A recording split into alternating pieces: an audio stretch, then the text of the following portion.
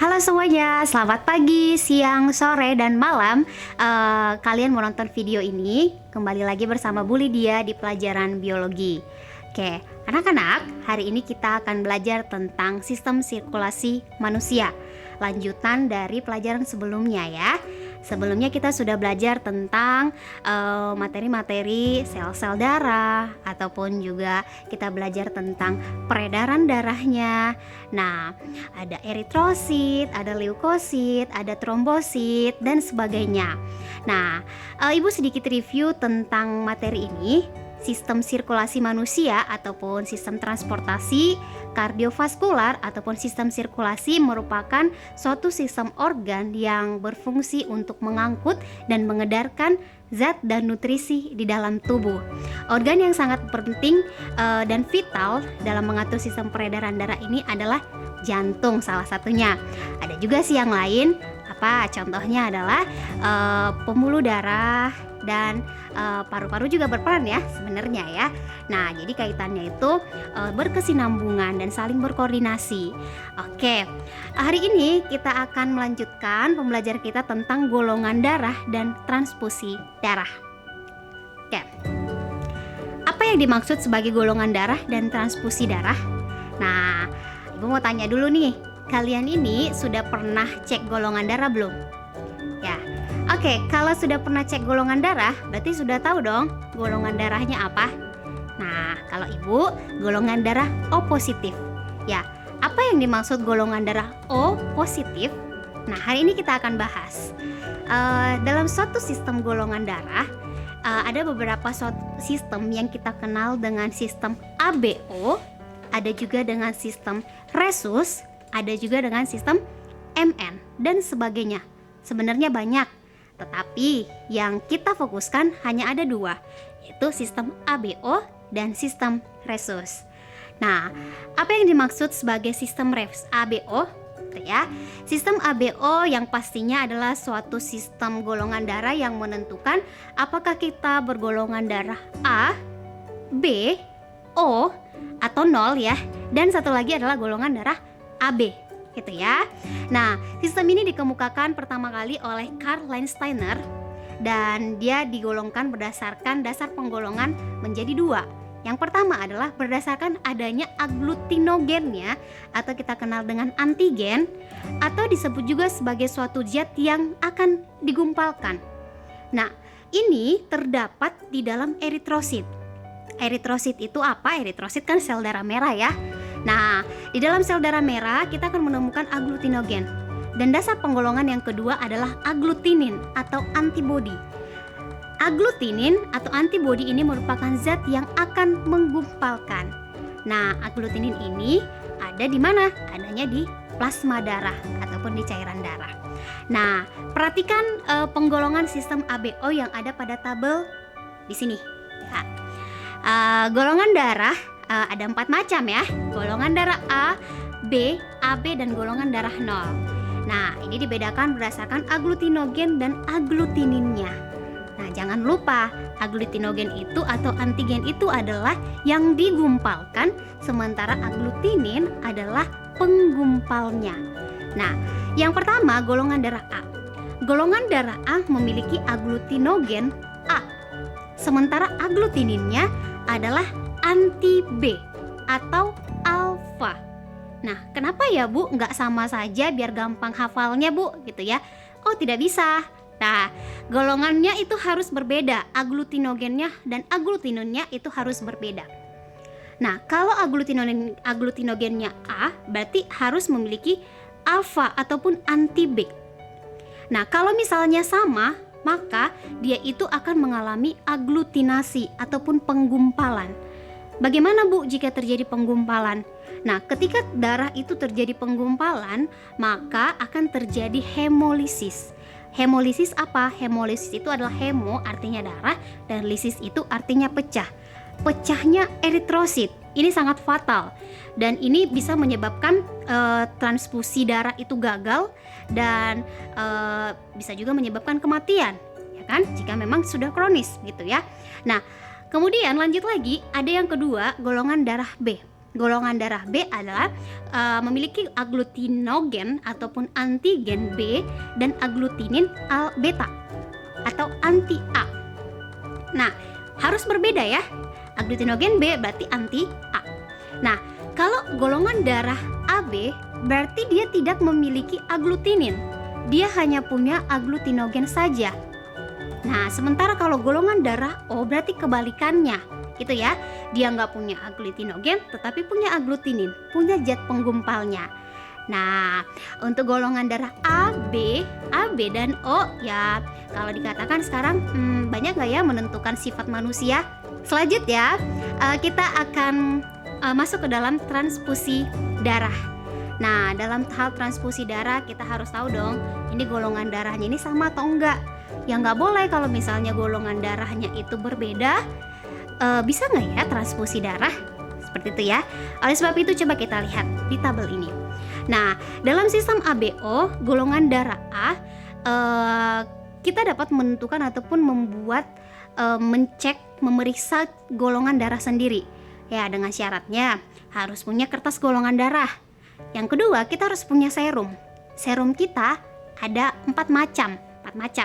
Nah, yang pertama serum anti A, anti B, anti AB, dan satu lagi nanti kita akan mengenal sebagai anti D.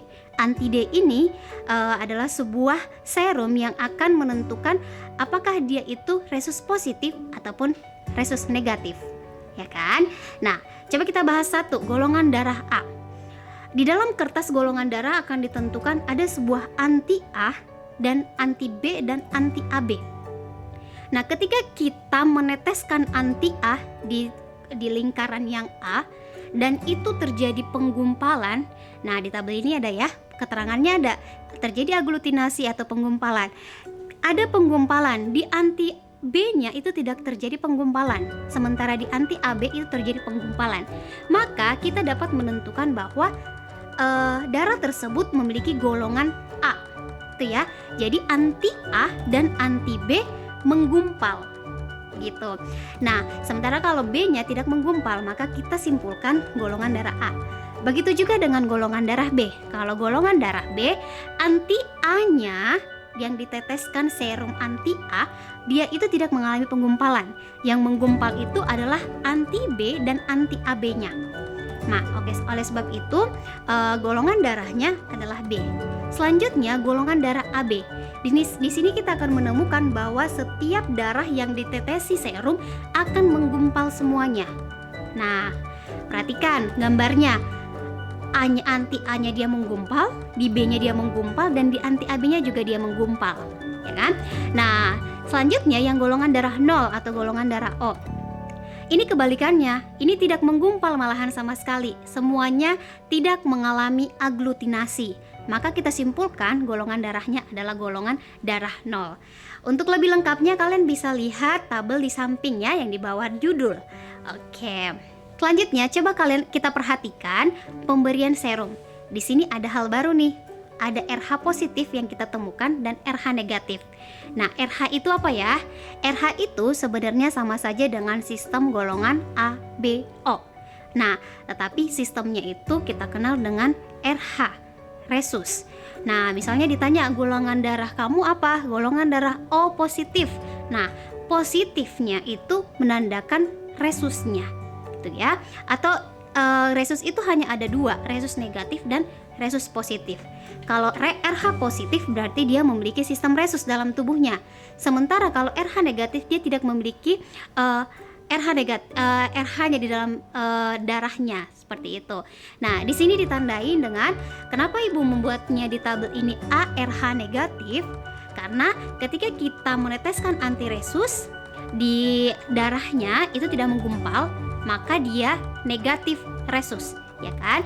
Nah, sedangkan alfa dan alfa betanya itu menggumpal. Nah, oleh sebab itu kita simpulkan ARH negatif. Lanjut lagi, kalau untuk BRH positif. Nah, di BRH positif di antiresusnya itu menggumpal. Nah, alfanya tidak menggumpal, beta dan alfa betanya itu menggumpal. Kita simpulkan bahwa itu adalah BRH positif. Selanjutnya, AB RH negatif. kita tadi sudah mengatakan bahwa AB itu semua yang diberikan serum akan mengalami penggumpalan, ya kan? Kalau RH negatif ya karena memang dia berarti nggak punya sistem resus, ya kan? Atau resusnya itu negatif, maka tidak terjadi penggumpalan. Kalau ORH negatif berarti tidak ada yang menggumpal, dan dia RH-nya juga negatif, tidak ada resus. Seperti itu. Nah, sekarang kita coba melihat sebuah penyakit yang berhubungan dengan sistem golongan darah. Kalau ditanya, ada nggak masalah nggak ya Bu kalau misalnya sebuah laki-laki ataupun perempuan menikah berbeda golongan darah? Masalah nggak? Ya sebenarnya nggak masalah ya, tidak masalah. Yang masalah itu adalah ketika ada sebuah perbedaan, ya kan? Perbedaan antara orang tua ataupun si ibu dengan si bayi yang dikandungnya, yang pastinya berkaitan dengan suami istri, ya kan, laki-laki dan perempuan. Nah, penyakit ini terjadi akibat adanya perbedaan di mana janin yang dikandung seorang ibu itu mempunyai RH positif, artinya dia punya RH. Nah, sedangkan ibunya nggak punya. Ya, coba kalau orang tuanya, ibunya nggak punya RH, anaknya punya RH, apa yang akan terjadi?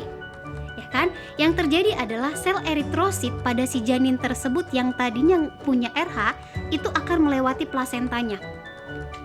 Nah, otomatis si ibu harus akan membentuk sebuah antibodi karena dia anggap itu adalah sebuah kayak racun ya, seperti virus gitu ya, karena ya saya nggak mengenalin gitu kan. Nah, artinya dia itu akan menangkap.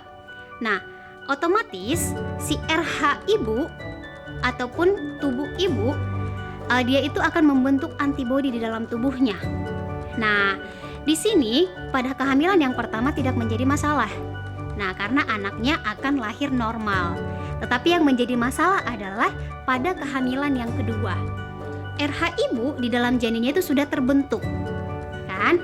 Nah, ketika ada anak lagi yang berada di dalam janin si ibu, yang berada dalam rahim ibu, RH-nya sama, maka RH si ibu itu akan melawan RH si bayi tersebut.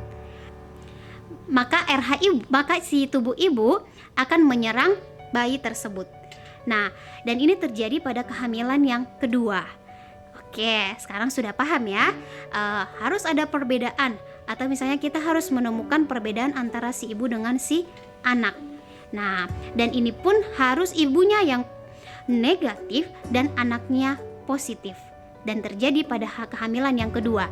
Nah, setelah itu ketika misalnya anaknya kepada kehamilan kedua itu lahir, maka dia itu pasti akan menderita erythroblastosis fetalis ini. Nah, berikut cuplikan videonya.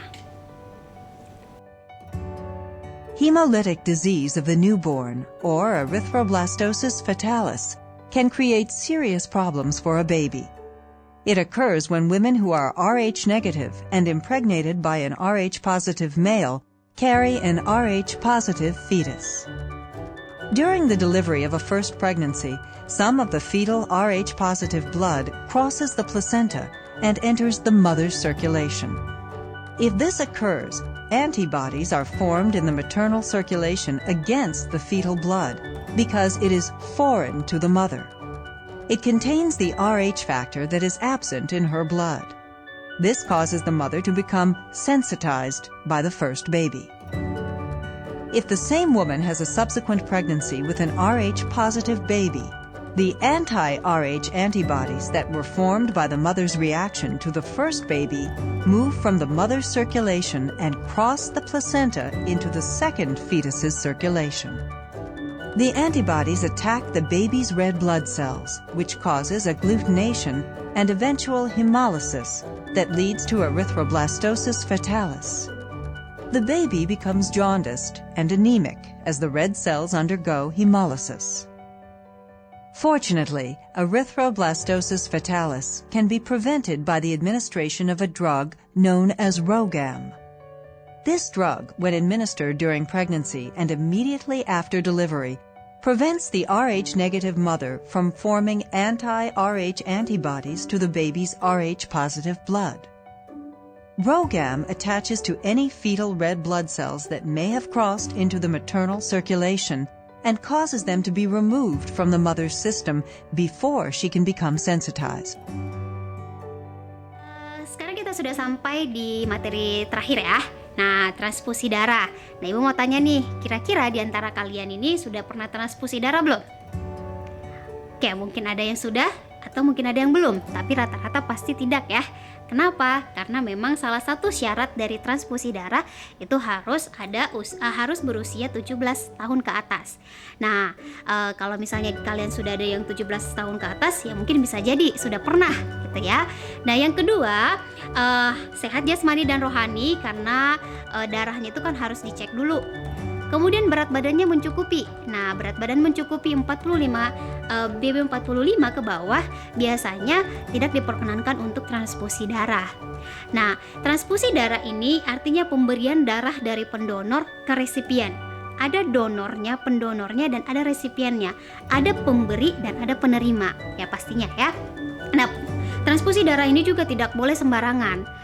Nah, kalau transfusi darah harus dilihat dulu nih, aduh jangan-jangan ada penyakitnya dan sebagainya. Jadi harus benar-benar dicek. Nah, kemudian untuk transfusi darah kita akan mengenal sebagai ada donor universal dan resipien universal. Nah, donor universal ini dipunyai oleh golongan darah O, sedangkan kalau resipien universal dipunyai oleh golongan darah AB.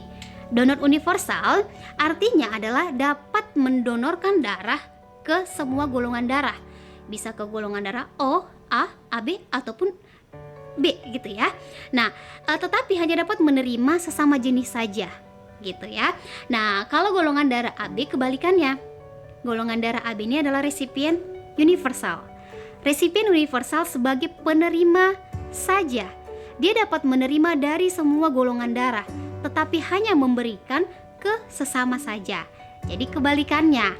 Untuk transfusi darah, jadi kita sudah mengerti apa yang dimaksud sebagai donor universal dan ada yang disebut sebagai resipien universal.